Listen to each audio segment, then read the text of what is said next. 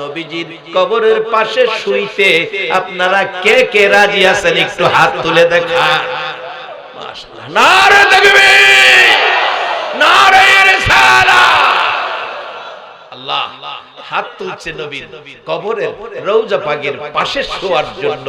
মাবুদ রে, রওজার পাশে যদি শোয়ার সুযোগ নাও দাও, যেদিন বাংলার জমিনে কবরে শুইব, সেদিন মদিনার নবীরে আমার কবরে পাঠিয়ে দিবে। আইবো বাজার নবী আইবো। নবীর সাথে সম্পর্ক থাকলে নবীরে চিনবেন, আর সম্পর্ক না থাকলে তো নবীরে চিনতেন না।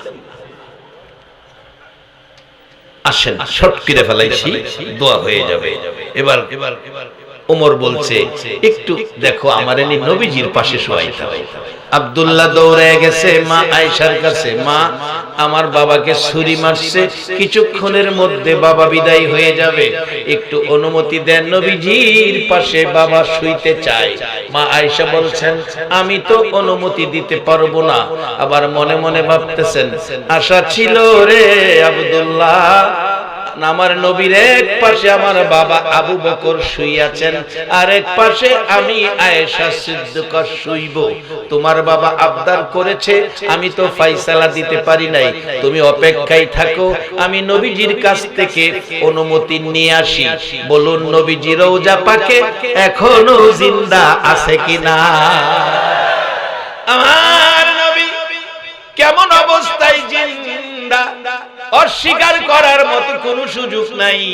বাবা যারা অস্বীকার করব, সেই দলের আলেম মাসিক মদিনা লিখেছেন, মাসিক মদিনা মহিউদ্দিন খান সাহেব দুনিয়ায় নাই, মাসিক মদিনায় লিখেছেন। ইরাক থেকে একটা যুবক আহমদ রেফাই নাম, নবীজির রওজা জিয়ারতে মদিনায় গেলেন। যুবক মানুষ চারদিক ঘুরতেছে আর ডাকতেছে, নবী গো, ইরাক থেকে আসছি জিয়ারতের জন্য। জিয়ারত শব্দের আরবি বাংলা হইল সাক্ষাৎ।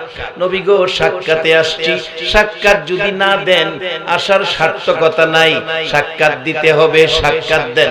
ডাকাডাকি করলো, জবাব নাই।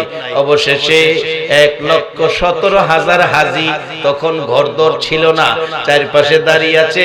আহমদ রেফাই, নবীর পাগল রে, নবীর পাগল রে, ইব্রাহিমপুরের জমিনে রে নবীর পাগলেরা, মক্কায় নবীর জন্ম, মক্কাবাসী নবীরে মারলো। কে গো তোমরা? আজকে 1500 বছর পর 6500 কিলোমিটার দূর নবীর ভালোবাসায় বসে আছো। মক্কাবাসী নবীরে মক্কায় থাকতে দিল না। আজকে একটা ভালোবাসার অন্তরের কথা আপনাদের কাছ থেকে শুনতে চাই। নবী মক্কায় জন্ম, মক্কায় থাকতে দিল না, মক্কা থেকে হিজরত করে মদিনায় গেল। মদিনাবাসী নবীরে পাইয়া গ্রহণ করে নিল।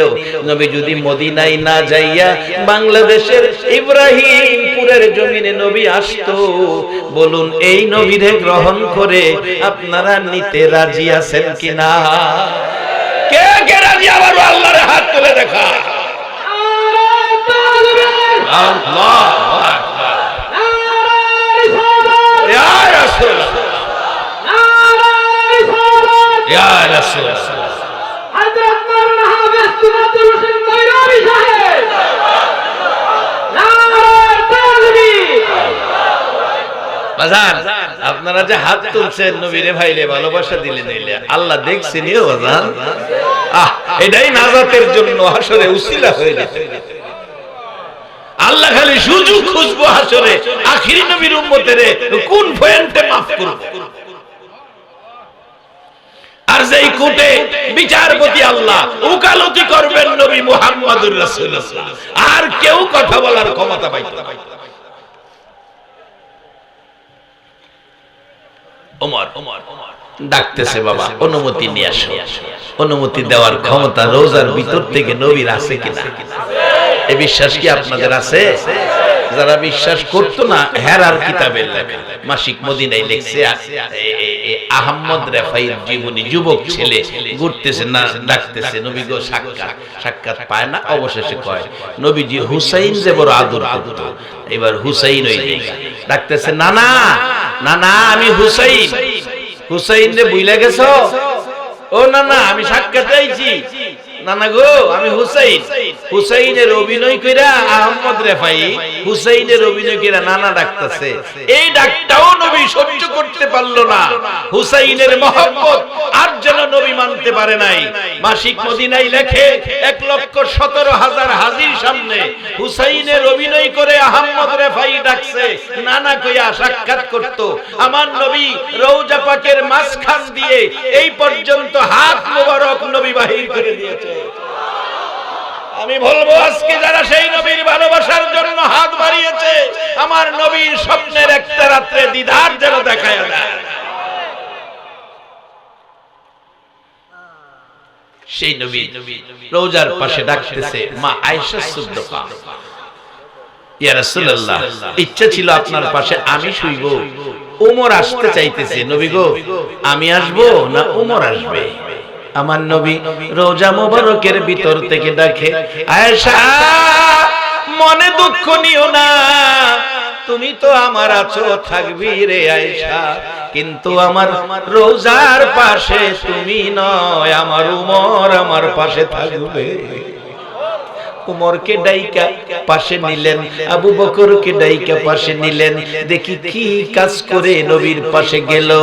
এবার দৌড়াই আসছে, বাবা আমার নবী আপনাকে পাশে আসার অনুমতি দিয়েছে, পাশে আসার অনুমতি দিয়েছে।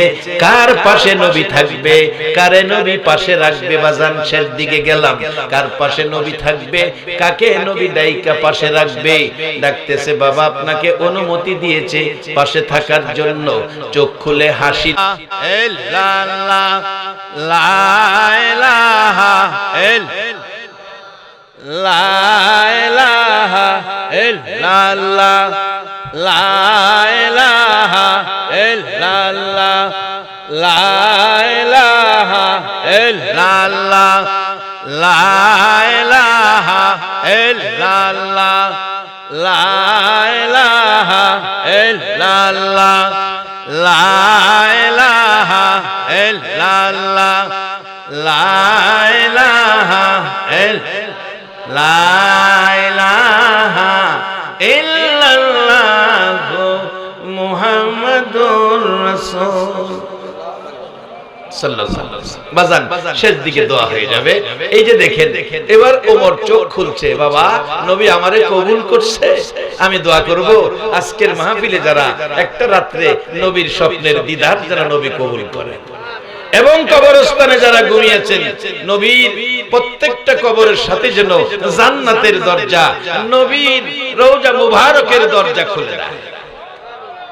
কারে আল্লাহ কারে নবী এই জায়গায় পছন্দ করেন, কবুল করেন, বাজান লক্ষ্য করেন, এটাই তো শেষ কথা। ডাকতেছে, ওমর আব্দুল্লাহ রে আমি খুশি হলাম।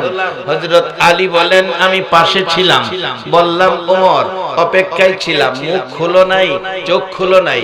এই শেষ মুহূর্তে আমি আলী তোমার কাছ থেকে দুইটা উপদেশমূলক কথা শুনতে চাই। ওমর বললেন, আলী আমার কাছ থেকে দুইটা কথা শোনার আগে তোমার কাছ থেকে একটা কথা শুনতে চাই। আলী বললেন, ওমর কি কথা শুনবা ভাই? আমি ওমর কালিমা পড়ে নবীর উম্মত হওয়ার পর জীবনে এক ওয়াক্ত নামাজ ছাড়ি নাই।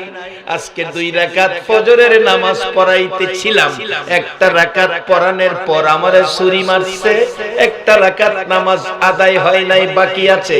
ওমর রে আমারে দরে দরে দাঁড় করাইয়া দে, আর আমার কানে কানে বলে দে ফজরের নামাজের সময় আসেনি। আমি ওমর কবর যাওয়ার আগে বাকি রাকাত নামাজ আদায় করে যাইতে পারবো নি। বাজান নামাজ বাকি নাই, কবরও যাবেন, আমার নবী আপনার পাশে থাকবে। আল্লাহর কসম, নবী আপনার বিপদের সঙ্গী হয়ে যাবে। আরেকটা দাবি, গুরুস্থানের কবরস্থানের মানুষের জন্য আজকের এই মাহফিল, এই কবর আমাদের জন্য। ওই লোকের গজল, গুরুস্থানের একটু মাটি বাইনা করে রাখ রে, গুরুস্থানের একটু মাটি বাইনা করে রাখ, যারা কবরে গেছেন তাদের জন্য দোয়া। আগামী বছর এই মাহফিলে আমরা শ্রোতা হতে পারবো, আমি বক্তা হতে পারবো, এই গ্যারান্টি আছে? কোরআন বলছে ওমাল হায়াতুদ দুনিয়া ইল্লা মাতাউল গুরুর, কোনো গ্যারান্টি নাই। কারণ যে জিনিস কোম্পানি বানায় গ্যারান্টি দেয়, ওয়ারেন্টি দেয়, আল্লাহ যে আমরারে বানাইছে গ্যারান্টিও নাই ওয়ারেন্টিও নাই। কুলিকাল ইনসানু যায়ফা। বাজানো কবরস্থানের একটু মাটি বাইনা করে রাখ, এই মাটিটা যেন মদিনার নবীর সঙ্গে যোগ থাকে। সেই জন্য আজকের অসহায় কবরবাসীদের দুয়ার মাহফিল প্রত্যেক বছর হোক। পঞ্চম বার্ষিকী চলে যাইতেছে, আমি এখানে একটা সোনার টুকরা সন্তান চাই। হুজুর আমার মা নাই, বাবা নাই, এই মাহফিলে এত মানুষ মিলে দোয়া হবে, আমার মার জন্য বাবার জন্য দোয়া করবেন। আগামী বছর মাহফিলটা হলে আমি ৫,০০০ টাকা দিব। দেখি এমন একটা সোনার চাক্কা সন্তান কে আছেন, দেখি আগামী বছর ৫,০০০ টাকা দিবেন।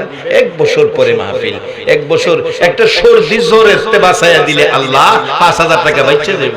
আরে উষ্ঠে খাইয়া কইরা মুখটা সিরা গেছে, একটা উষ্টাতে বাঁচাইয়া দিলে ৫,০০০ টাকা বাইচে দেব।